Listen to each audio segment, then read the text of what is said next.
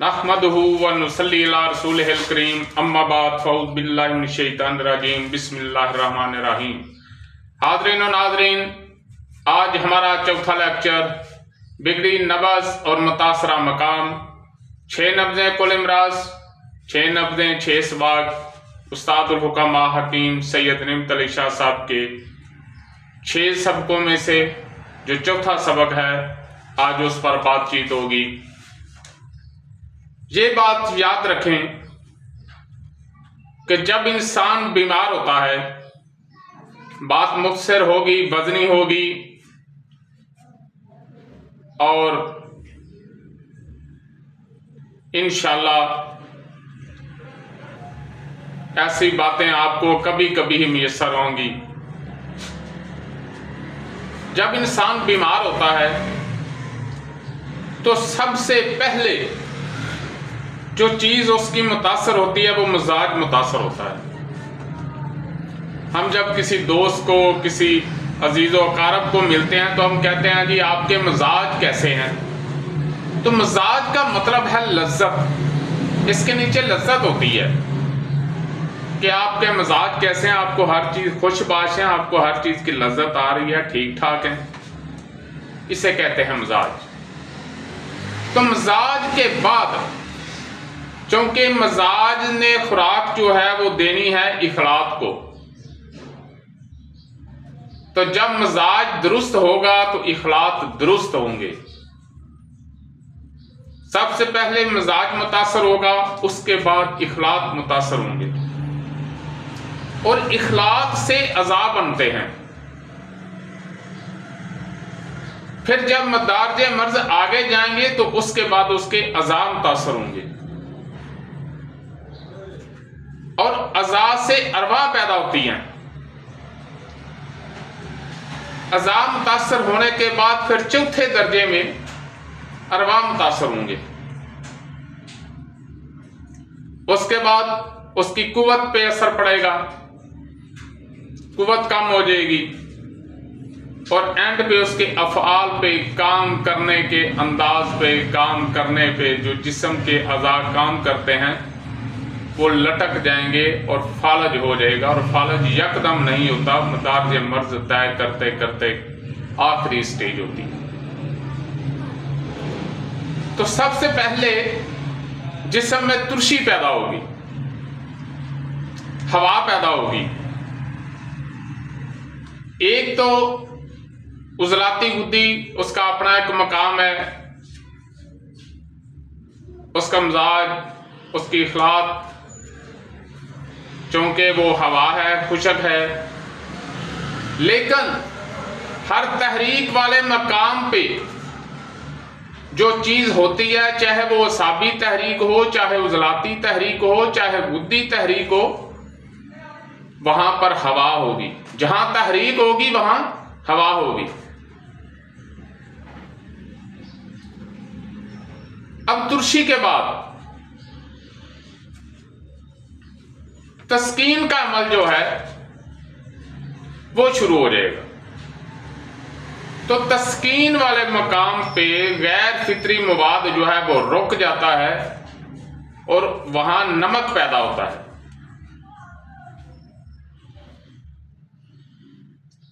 उसके बाद वहां तफन पैदा हो जाता है, जहर पैदा हो, एसिड पैदा हो जाता है।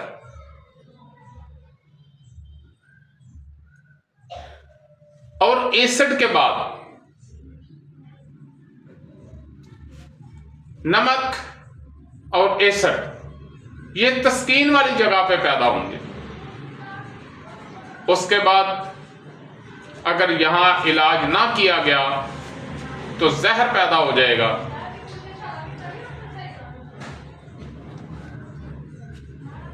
और एंड पर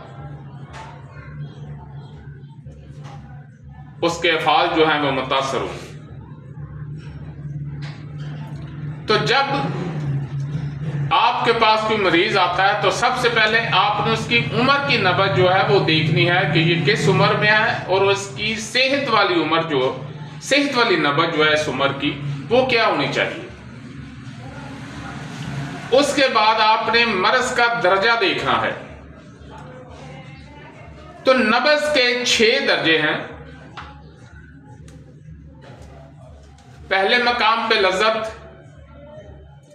फिर हबस, फिर कब्ज़, फिर सोजश, फिर वरम और फिर ज़ौफ़। तो जब मकाम लज्जत पर नब्ज होगी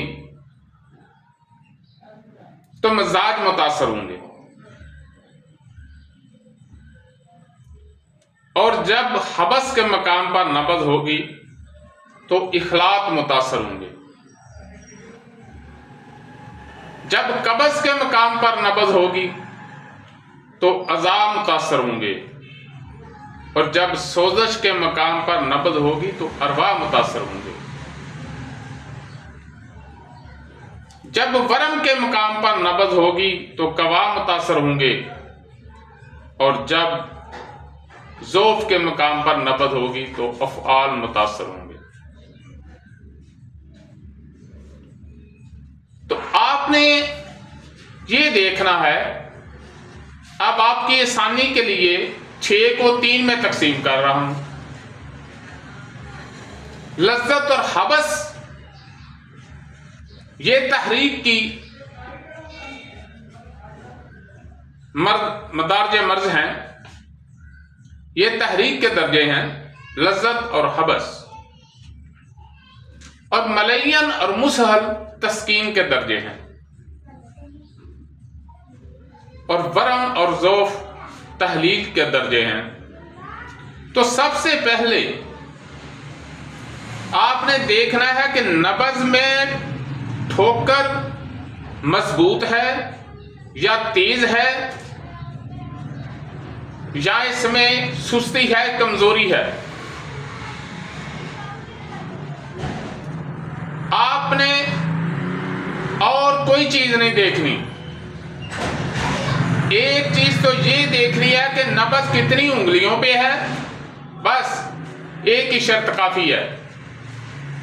और दूसरी आपने अब ये वो तो तंदुरुस्ती की नब्ज़ें थी जो पहले लेक्चर नंबर 2 में बताई गई। अब है ये बीमार नब्ज़ की पोजीशन क्या होगी। हर नब्ज़ के 6 दर्जे हैं, हर सिस्टम के 6 दर्जे हैं। जौन से सिस्टम की नब्ज़ होगी, 2 सिस्टम दिल के, 2 सिस्टम गुद्दत के, 2 सिस्टम यानी कल्बोजलात के दिल के, 2 सिस्टम जिगरो गुद्दत के यानी जिगर के और उसके सिस्टम के, और 2 जो हैं असाबो दिमाग के यानी दिमाग और उसका सिस्टम। तो दिमाग के 2 सिस्टम हैं, एक अरादी हरकत और एक गैर अरादी हरकत। हरकत का अमल जो है उसको कंट्रोल करना ये दिल का काम है। हमारे जिस्म में कुछ उजलाती पट्टे हैं जो हम अपने इरादे से हरकत कर रहे हैं, जैसे मैं ये हाथ को ऐसे कर रहा हूं, और कुछ हैं गैर इरादी, जैसे आंख कुछ देर बाद खुद बहुत झपकती है, दिल खुद बहुत काम कर रहा है, मैदा खुद बहुत काम कर रहा है। लेकिन मैदा मुरक्कब है, इसमें उजलाती सिस्टम भी है और गुद्दी सिस्टम भी है और असाबी सिस्टम भी है। ये बात ज़हन में रखें, मैदा उजलाती नहीं है।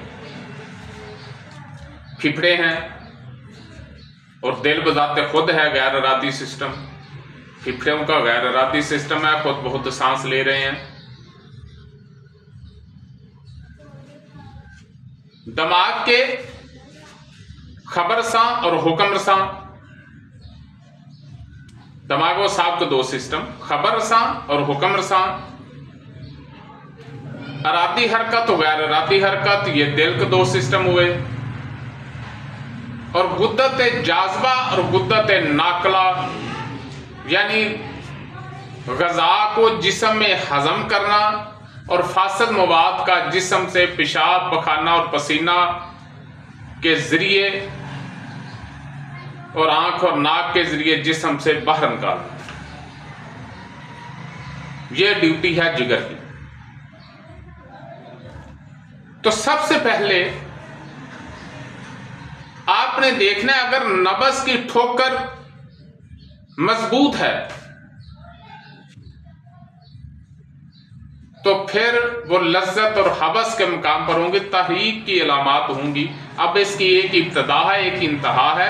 ये जब आप हजरत साबर मुल्तानी, दोस्त मोहम्मद साबर मुल्तानी रहमतुल्लाह अलैह फरमाते हैं, एक इल्म तिब के 4 हिस्से हैं। एक तो हो गया किताबी इल्म जो आपने पढ़ लिया, उसके बाद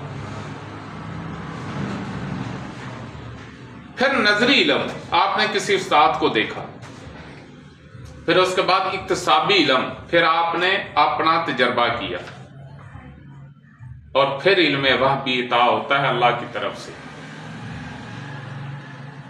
ऐसे नहीं हो जाता और हर किसी को भी नहीं होता, ये अल्लाह किसी किसी को अता करता है। तो सबसे पहले आपने देखना है अगर ठोकर में कवीपन है तो ये तहरीक की अलामत है, तहरीक की नबज है, लज्जत और हबस के मुकाम पे है। अगर यहां उसका इलाज ना किया तो यहां मजाज और इखलाक मुतासर होंगे। पहले दर्जे में मजाज, दूसरे में इखलाक। अब यहां आपने उसका इलाज नहीं किया या उसने अपना इलाज नहीं कराया तो फिर नबज जो है वो कब्ज़ पे चली गई और उसके बाद सोजश पे चली गई। जब मकाम कब्ज़ पर गई तो वहां नमक पैदा हो गया और अज़ा मुतासर हो गए, और जब सोजश पे चली गई तो अरवा मुतासर हो गए। तो इसमें तेजी होगी और तहरीक की अलामत अपनी जगह बरकरार होंगी और साथ तस्कीन की अलामत शुरू हो जाएंगी। वहां पर मुतफ़न मादा जो है वो रुकेगा और उसमें तेज़ाब पैदा होना शुरू हो जाएगा, और उसके बाद एंड पे जहर पैदा होना शुरू हो जाएगा। अगर आपने यहां उसका इलाज ना किया तो फिर नबज में सुस्ती आ गई। तो अब इसका मैनी और मफहूम ये है कि तहरीक के सबब पहले तस्कीन हुई, अब तस्कीन के सबब तहलील हो गई, यानी जिस उज़व को तस्कीन वाले मकाम ने गज़ा आगे देनी थी, चूंकि वहां गैर फितरी मवाद रुक गया, उसके पास अब गज़ा रही नहीं, तो उसने उसको गज़ा नहीं दी, जिसकी वजह से वहां तहलील होगी और वो उज़व लटक गया। पहले उसमें कमजोरी होगी और उसका एंड जो है वो लटक जाएगा, बेजान हो जाएगा, फालज हो जाएगा। तो ये जो नबज जब कमजोर हो जाएगी तो वो तहलील की अलामत जो हैं उसके साथ शुरू हो जाएगी। अगर आपने कहीं पे उसकी तहलील होना शुरू हो गई और आपने उसको मुहर्रक और शदीद मुहर्रक दवाई दे दी तो उसको फालज भी हो सकता है, लेकिन वो हकीकी फालज नहीं होगा। हकीकी फालज में एहसास खत्म हो जाता है, दर्द का या किसी भी चीज का एहसास जो है वो खत्म हो जाता है, लेकिन उस फालज में एहसास जो है वो रहेगा।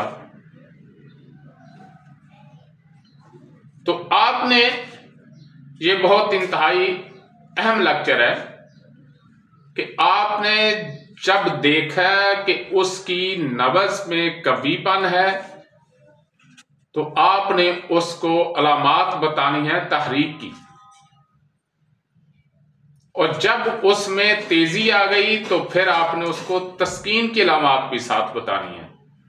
और ये बात ज़हन में रखें कि तस्कीन अगले मकाम पे होगी। जैसे कि उजराती नब्ज है तो तस्कीन जो है वो गुद्दत में होगी और गुद्दत के उसी सिस्टम में होगी जहां जहां तस्कीन होगी। और अगर नबज में ज़ौफ़ चला गया है तो फिर आपने उसको तहलील की मकाम भी बताना है। तो अफ़ाल अज़ा क्या है कि सबसे पहले महियत अज़ा जो है वो मैं आपको बता रहा हूं कि तहरीक में सबसे पहले वो जो उज़व है वो सुकड़ेगा और फिर फटेगा तहरीक के सबब।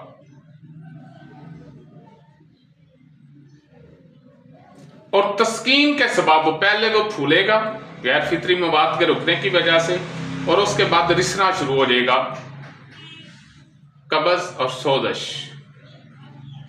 जब कब्ज होगी तो मवाद रुकेगा, और जब सोजश होगी तो फिर ये रिसना शुरू हो जाएगा। उसके बाद दुबलापन आ जाएगा, यानी कमजोरी हो जाएगी, और एंड पे लटक जाएगा, यानी फालज हो जाएगा। वमा अलैना इल्लल बलाग।